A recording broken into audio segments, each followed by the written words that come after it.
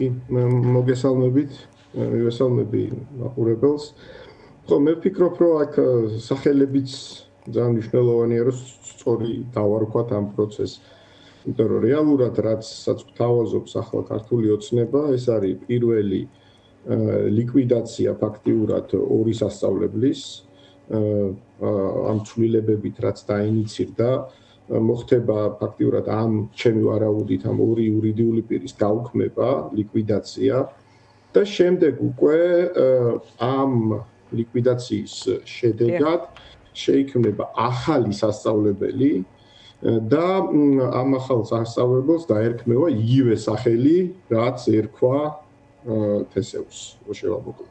და საბოლოო ჯამში აი ამ დავარქმოთ ამას სპეცოპერაცია, იმიტომ რომ არანაირი წინასწარი დაგეგმვა და განხილვა და მსჯელობა ამ თემაზე არ ყოფილა არავისთან და ამ სპეცოპერაციის შედეგად ფაქტიურად მოხდება ლიკვიდაცია საბოლოო ჯამში ტექნიკური უნივერსიტეტის და დაფუძნდება სრულიად ახალი სამართლებრივი პირი, ეს იქნება თბილისის სახელმწიფო უნივერსიტეტის სახელით დაფუძნებული ახალი ერთეული, რომელიც ფაქტიურად თავიდან შეიქმნება და ეს ძალიან მნიშვნელოვანია და თუ მოგვეცა შესაძლებლობა ამაზე ვისაუბროთ, ეს თავიდან შექმნილი ერთეულს თავდაპირველად ეყოლება ეს დროებითი მმართველები და შემდეგ მოხდება მთლიანად თავიდან ასე ვთქვათ ფორმირება ყველა წარმომადგენლობითი ორგანოსი, რომელიც ორივე უნივერსიტეტს აქამდე ყავდა არჩეული და აქ ცვლილებების შეტანა არის ამ ინიციატივის მიზანი, საბოლოოდ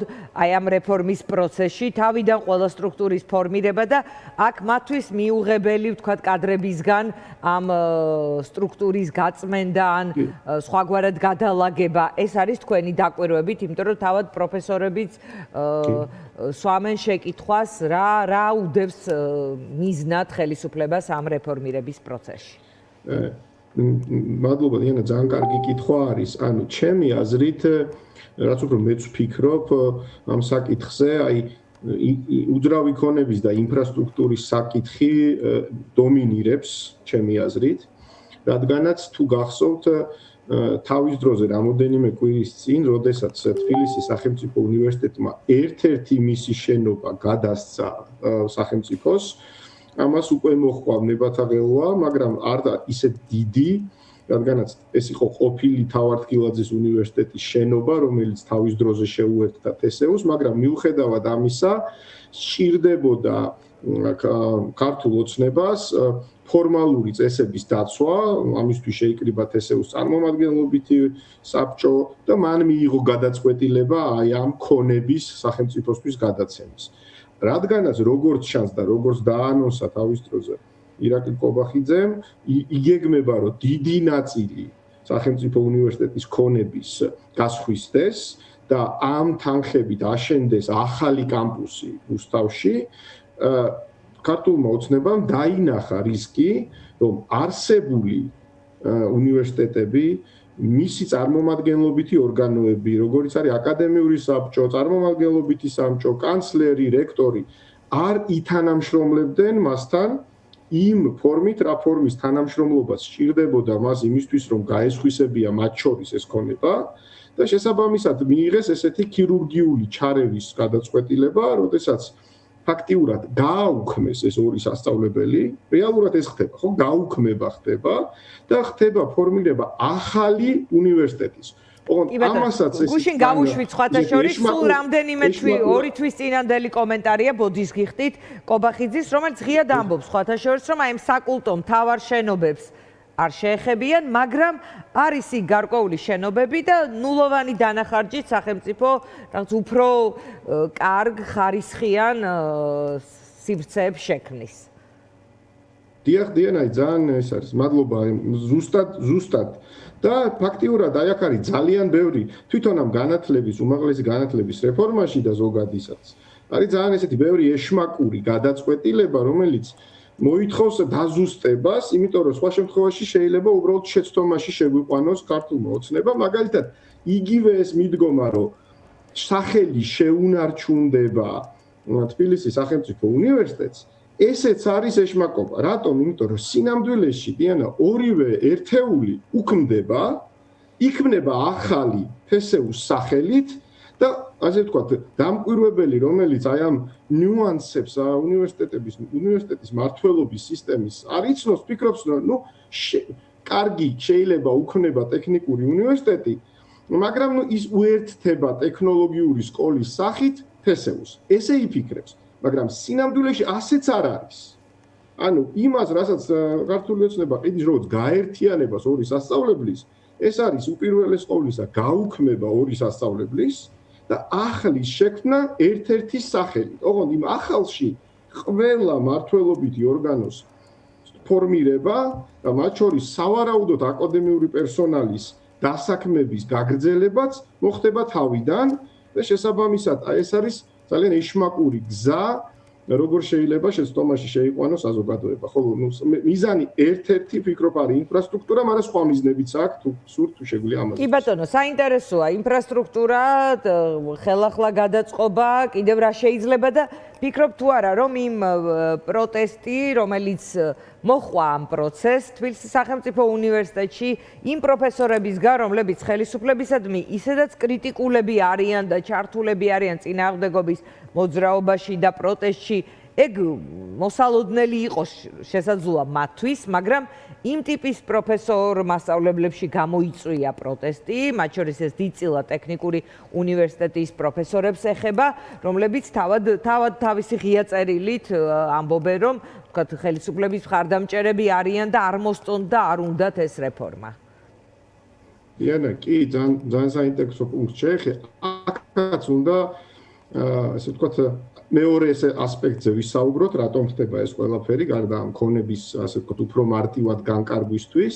ეს არის ქუთაისის საერთაშორისო უნივერსიტეტის ფაქტიურად ფინანსური გადარჩენა, ან მოდი ესე ვიტყოდი, მოშორება ამ ტვირთის ქართულ ფონდისგან. ჩვენ ვიცით ყველამ, რომ ქუთაისის საერთაშორისო უნივერსიტეტი არის სულთა ფინანსურად წამგებიანი ერთეული, ის უჯდება ძალიან დიდი თანხა ქართულ ფონდს. ანუ ბიძინა ივანიშვილს შეიძლება წელიწადში 100 მილიონ ლარამდე იყოს ის თანხა, რასაც ეს ფონდი აძლევს უნივერსიტეტს, რომ მან ფუნქციონიროს. ტექნიკური შეერთებით რა შეიძლება ამისთვის? ფაქტიურად, დიანა, რა ხდება, ხო? ფაქტიურად ხდება ლიკვიდაცია ტექნიკური უნივერსიტეტის და ამ ეტაპზე პირობაა, რომ ტექნოლოგიური სკოლა დარჩება თესეუს ამ ახალი ერთეულის ბაზაზე. მაგრამ ჩემი ვარაუდით ესეც არის ცრუ დაპირება, რადგანაც ჩემი ვარაუდით იმისთვის, რომ ქუთაისის საერთაშორისო უნივერსიტეტი ფინანსურად იყოს მდგრადი და აღარ მოუწიოს ქართულ ფონდს მისი დაფინანსება, მთლიანი გახსოვთ ეს უნივერსიტეტი იქნებოდა როგორც ტექნოლოგიური მიმართულების სასწავლებელი. ამისთვის ტექნიკური უნივერსიტეტი იყო მისი მთავარი კონკურენტი საქართველოში.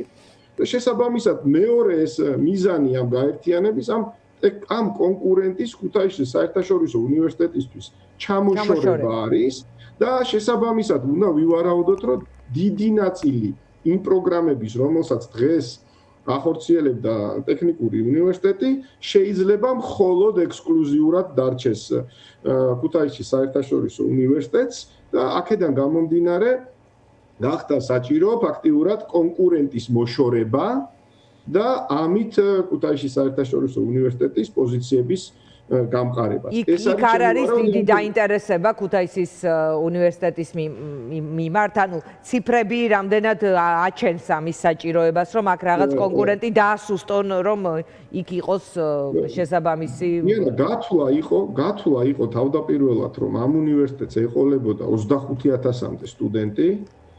დიდწილად უცხოელები და ასე ვფიქრობ, ასე თვლიდა შესაძლებლად ამ უნივერსიტეტის დამფუძნებელი, რომ ეს უნივერსიტეტი იქნებოდა ფინანსურად ჯანსაღ მდგომარეობაში.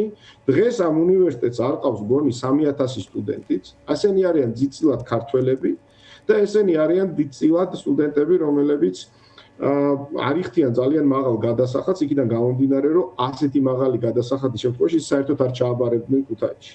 ამიტომ ვერანაირი, ასე ვთქვათ, ფინანსური მიზანი ვერ, ასე ვთქვათ, შეასრულა ამ უნივერსიტეტმა იმისთვის, რომ ყოფილიყო მდგრადი, ამიტომ გახდა საჭირო მისი გაძლიერების. მე ვარაუდობ ასევე დიანა, რომ აი ის განცხადება, ის აბსურდული ჩემი აზრით განცხადება, რომ უცხოელი სტუდენტები ვეღარ ისწავლიან სახელმწიფო უნივერსიტეტებში, ესეც ამის ნაწილია, ოღონდ ეს ჯერ კიდევ გველოდება წინ, იმიტომ რომ როგორც ჩანს მიზანი არის, რომ უცხოელი სტუდენტების უმრავლესობამ ისწავლოს ქუთაისში საერთაშორისო უნივერსიტეტში. კი ბატონო, ძალიან საინტერესოა რაღაც მეტი ერთად დავამატებ თუ შეიძლება. დიანა, კიდე გაერთიანებასთან დაკავშირებით დღეს ძალიან საინტერესო დეტალი, არ ვიცი განზრახ დაცთა მინისტრის მოადგილეს თუ ასე აპირებდა ასევე ამის თქმას. მესამე არის ყველას უნდა კარგად გვესმოდეს, ხო, რომ ერთ-ერთი გაცხადებული მიზანი არის სტუდენტების რაოდენობის შემცირება ზოგადად ქვეყანაში და კონკრეტულად თბილისში. ანუ მე ქართული ოცნების მიზანი გაცხადებული არის, რომ სტუდენტების რაოდენობა შემცირდეს და დღეს პირველად თქვეს, რომ ესე იგიო, როდესაცო სტუდენტები ახლა ხომ იცით თქვენ ახლა მოვა დრო, როცა უნდა სტუდენტებმა, აბიტურიენტებმა მიიღონ გადაწყვეტილება, სად ისწავლიან, აი ეს პროგრამების შემოხაზვის და აპრიორიტეტების დრო არის და დღეს გაცხადდა, რომ სავალდებულო წესით, აი ესეც არის ძალიან საყურადღებო, გარდა, ანუ მათ ექნებათ ახლა შესაძლებლობა მხოლოდ 3 საუნივერსიტეტო პროგრამა, ასე ვთქვათ, შეარჩიონ, მაგრამ სავალდებულო წესით მათ უნდა შეარჩიონ პროფესიული განათლების პროგრამებიც და დასაბუთება იყო შემდეგი, რომ ისინი არ დარჩნენ უნივერსიტეტის გარეშე. აი ესაა ძალიან საინტერესო, რომ ფაქტიურად აქაც ეს კიდე ერთი ეშმაკობა არის, ქართული ოცნებას უნდა სტუდენტების რაოდენობის ჩემი აზრით მნიშვნელოვნად შემცირება ქვეყანაში, ოღონდ ამას საჯაროდ ვერ აცხადებს, რადგანაც ეს იქნება არაპოპულარული და ეხლა მოხდება შემდეგი. იქნება გამოცხადებული სავარაუდოდ ნაკლები ადგილი და შესაბამისად ვინც არ მოხვდება უნივერსიტეტში წელსვე, ისინი სავალდებულო წესით, რადგანაც იქნება აუცილებელი რომ შემოხაზონ პროფესიული კოლეჯები როგორც ალტერნატივა, მათ ისინი მოხვდებიან პროფესიულ სასწავლებელში. მე არ ვამბობ, რომ პროფესიული განათლება ცუდია და მე ვფიქრობ, რომ ძალიან დიდი რაოდენობისთვის ეს შეიძლება იყოს ოპტიმალური განათლების მიღების ფორმა, მაგრამ ყველას უნდა გვესმოდეს, რომ ამ რეფორმით და ამ გაერთიანებით მათ შორის დიანა ქართული ოცნება პირდაპირ ეუბნება აბიტურიენტებს და მათ მშობლებს, რომ საქართველოში იმდენი სტუდენტი აღარ გვეყოლება, რამდენიც ყავდა აქამდე და შესაბამისად უმაღლესი განათლების მიღება საუნივერსიტეტოსი გახდება პრივილეგია მათთვის, ვისაც აქ ამის. კი ბატონო, გიორგი, მადლობა, ვფიქრობ, ჩვენი მაყურებლისთვის რაღაც საინტერესო სიახლეები იყო აი ამ თემაზე საუბრისას. გიორგი ხიშტოვანი, ილიას უნივერსიტეტის პროფესორი, ეკონომისტი, რეკლამის შემდეგ დავბრუნდებით პირდაპირ.